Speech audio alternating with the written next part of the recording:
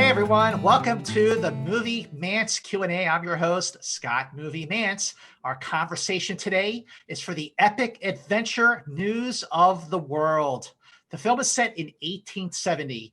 It's about a Civil War veteran who travels hundreds of miles across the landscape in the Old West to return a young woman to her family against her will. This is news of the world. She's got family down in Castroville.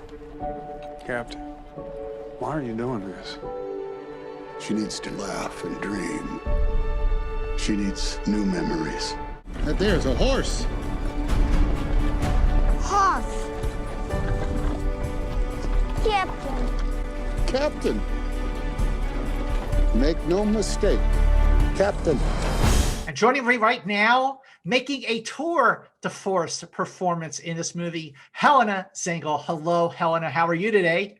Hi, very good. How are you? Very, very excited to talk with you about News of the World. Also joining us, the director of News of the World. He is also the Oscar-nominated director of United 93, Paul Greengrass. Hi, how are you? Doing great. Paul, I got to ask, I saw this film twice already, and I think it's absolutely fantastic. The movie takes place in 1870, but tell us why this is a movie that speaks to today. Well, I think you've hit it on the head. I think that's exactly right. It's a movie for today because 1870, America bitterly divided, but desperate to heal, as we all are, whatever our opinions. I think most of us want to find a way towards healing, and this odyssey, this epic journey that the wandering newsreader takes with this young girl is a story for our times, because it's a journey through dangers, of course, through adventure, but ultimately it's a journey towards healing. And I think that's what makes it so relevant. Yeah, I couldn't agree more. Like when I watched it for the first time, I felt comforted by the time it was over. And HELENA, I got to ask, this is your first American film. You're working with director Paul Greengrass. You're making a film with Tom Hanks. How excited were you to make this movie, and how did you get this role? Well, I was so excited, and I think you can't even call it excitedness. It was just, I couldn't talk, and I mean, maybe Paul remembers, I mean, my mouth was actually really open. I was just sitting there like I couldn't say anything, because I knew this was a big chance also to start a career, and also not even for that, because you can show in that movie, because I'm not talking a lot, you can show lots of emotions without talking, only with my eyes. So I think that's one of the toughest jobs you can do in a movie. So that was really exciting that Paul thought I could do that and trusted me in that way. And then how I got that role was through Assistant Crasher, because Paul was asked if he's seen the film while he was searching for a girl for his movie. And then he said no. And then he saw the movie via, I think, a link, he said.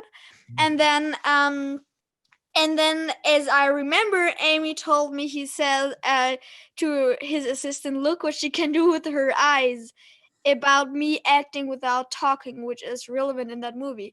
So this is kind of like how it started. And then I had a casting in Germany, in Berlin, and then in London. And that's actually where we met. And then we chatted, and then I did a scene with my mom where I had to bite her. Actually in that hotel, which was really funny. And then we chatted a lot more, and then I knew I got that role. Well, congratulations and bravo. Really, really, really bravo. You really held your own with Tom Hanks. I've got to tell you, she was the only person, the first person and the only person that I thought of. I thought it was going to be an enormous problem to find someone who could do it. And I watched her movie System Crasher, which is a great movie. And then we met. I said, there's no point looking anymore. We found her. Well, Paul, let's talk about the first time HELENA and Tom Hanks got together. Because you got to have the chemistry. Chemistry is gold. How did you know that they had that chemistry, and how was it with Tom? You can never know. And so, you know, when you start a film, there's so much you don't know that's going to decide how your movie goes.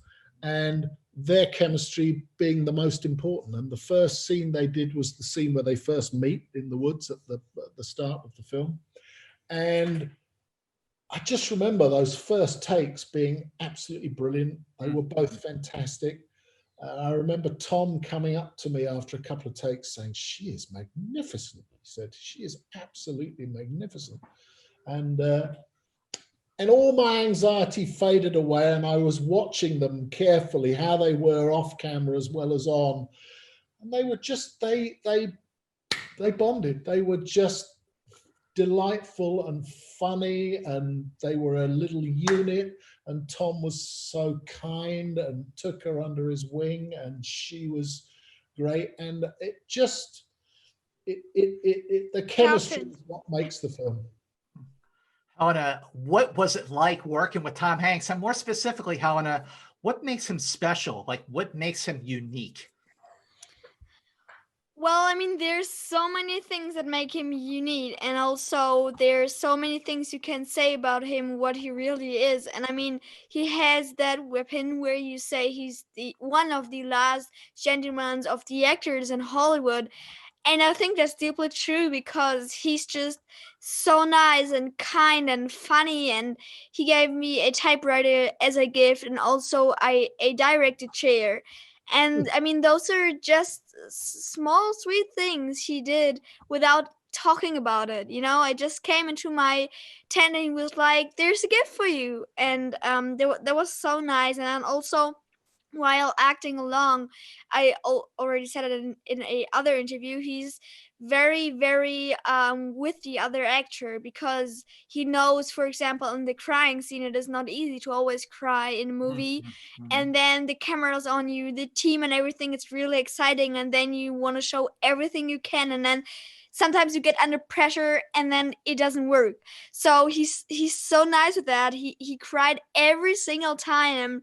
Still, I'm so like overwhelmed by that, because he was just, and it was so terrific. I remember that day I was going home and like, how did he do that? And also kind of for me, he said, "Yeah, I'm going to cry every single time." I was like, yeah, he'll do that. And then I really saw he did, which was amazing from him. I love hearing that. I've been such a fan ever since, like, you know, Splash and Bosom Buddies and back in the 80s. So that's so great to hear. You know, Paul, as an actor, I think we have a tendency to take him for granted, you know, honestly and truly, because he is always so good. But you're looking at one of the greatest actors ever, in my view. And you know, this is up there with his finest work. I mean, I know I'm biased, but I honestly believe that. I think it is one of the great Tom Hanks performances. I agree completely. And it's definitely one of the greatest actors of all time. And Paul, I want to ask, you know, this movie is a first for you. You're doing a Western. And I have to say, I'm a big Western fan. And I have never seen the West look like this in a film before. It feels so genuine. It feels so lived in. It feels so weathered and dangerous. Like, how did you achieve that? And why was making this movie a dream come true for you? Well, it was a dream come true because it was a Western. And, you know, I grew up with those movies as a boy. I watched them all. And I never thought I would get to make one. Never. It was a dream come true to work with Tom again for the first time since Captain Phillips. It was a dream come true to make a film at scale, you know, explore the great American landscape. And, you know, what is a Western? A Western is an intense, intimate drama about who we are and who we want to be, played out under a big sky. And this film has all that, you know, and you know, I had great people to work, Darius Wolski, the cinematographer, and David Crank, the designer. We just tried to live it. And we all did live it. We were out there in New Mexico under, in the desert, and it was hot. great, right? I loved it there, the heat and everything, because also in Berlin it's cold, and then we went there and it was just, it was so cool. Yeah. Helena, you really had to prepare, not just to, for a performance, but it's a very physical performance. You're out in the elements. There's a couple really intense scenes, one of them during a sandstorm. Helena, how did you prepare physically for the demands of this role? Well, I mean, I knew it is going to be tough sometimes, because there was a water tank scene, which is not in the movie, but which was a very tough scene, because we needed many days for it, and then also the shootout scene and everything. So yeah, I mean, sure, I prepared. I did lots of sport before, because I knew it is going to be physical education. And I also, because I read the script plenty times, I knew, okay, this and this is what we're going to do. And then I talked with Paul, and he said, okay, we're planning to do this, and you are going to have to do this, and this will help you and everything. So that's kind of like I prepared, because I knew what is going to happen, and then I kind of tried to do the same thing without being on set, so I'll know what I'm going to do and how I'm going to handle it. Because I mean, the shootout scene is very intense, and we have to still show emotions while acting in that big situation. So this was also inside. You needed to prepare to still be concentrated to do that scene, so you don't look like, oh my god, she's thinking about how she's going to do that and that. So that was also funny to practice, because I was really excited and sometimes a little bit nervous to do those scenes. And I remember also on the first day where I had to buy Tom, I was so nervous. I was like, oh my god, how is it going to be? And I don't really know him. I just met him 2 days ago, and I directly need to bite him. So that was a fun thing to do, always with him. Paul, I want to ask you, the book by Paulette Giles came out, I think, in 2016. And, when I saw the film for the first time, I was really like, there's so much to this movie that is like, it's right now. It's all happening like right now. And, you're looking at, he talks about a disease, like a pandemic. And then you're talking about sort of like an area where he goes and there's like fake news. And like, how did this movie sort of like grow into our times instead of vice versa? When I read the novel, you could see a lot of that in there, because it is set in the shadow of the Civil War. It is a time when America was bitterly divided. It is a time when people are trying to find a way to come together. Who are we? Where do we want to go to as a society? And that was being played out in every town and community all across the country, with difficulty, with great, great difficulty, and in the shadow of great loss. So the whole proposition of the film felt eerily contemporary. But then the strange thing happened, and I tried to bring that out in the screenplay and how we made the film. But then when we finished shooting, which would be about a year ago, this time last year. Yeah. Of course, the pandemic was some months away. When I wrote about, the meningitis epidemic and then the cholera epidemic, that struck San Antonio at the end, that didn't have any particular relevance. Mm-hmm. But of course, as we finished the film, it became eerily relevant, eerily resonant. And I think what is this film? It's about the healing power of storytelling, amongst many things. This character kid who wanders from town to town with his satchel of newspapers, reading in old barns and dusty town squares for people who've got a nickel and an hour to spare.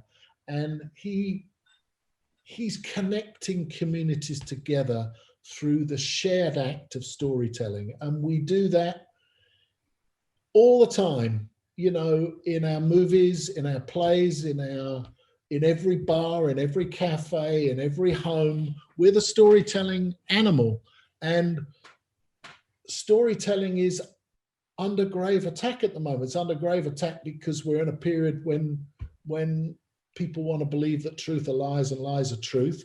It's also under attack because of COVID. You know, the places where we meet to share our stories, we're unable to do it, whether it's our local bar or cafe or restaurant or a movie theater. And that is why this story, this journey taken by this storyteller feels so relevant, I think. Absolutely. We crave the healing power of stories, and they will come back. And this is, I think, a great film to remind us of how much we miss that. Oh, absolutely. Helena, so I want to ask you, Helena, so like before you started making this movie, like what were your favorite Tom Hanks movies? And when you were making this film, did he share any stories with you about, oh, when we were doing Saving Private Ryan or something like that? Yeah. I gotta say, before I knew I am having that role, and also like before I knew there's going to be an audition, I didn't really know him. I know that's crazy, and everybody knows him, even in Germany. But I mean, for me, and also to excuse me, actually he does adult movies, so that's maybe a thing why I didn't see some. But I mean, I think I did see some of him and of his movies, but I didn't actually notice him.